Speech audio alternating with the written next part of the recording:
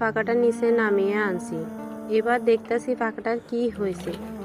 আসলে এটাতে অনেক ময়লা জমে আছে, তাই এগুলা একটা মগে পানি নিয়ে পরিষ্কার করতেছি।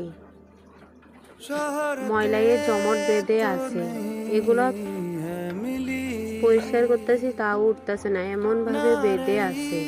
তাই সব দিকে ভালোভাবে পরিষ্কার করে নিতেছি।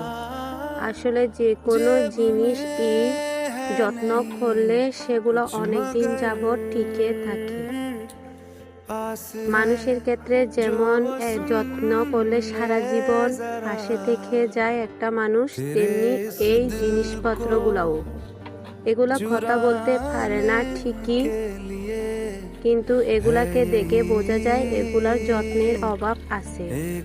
তাই আমি ভালোভাবে পরিষ্কার করতেছি। আমার পাকা মোছা অলরেডি অনেকটাই হয়ে আসছে। দেখবো পাকাটাতে কি হয়েছে।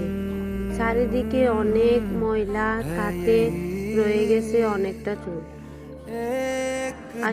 এই পাকাটা অনেক টাইট হয়ে রয়েছে, ঘুরতেছে না, এদিকেও যাচ্ছে না ওইদিকেও যাচ্ছে না। তাই এটাতে একটু নারকেল তেল দিয়ে দিব।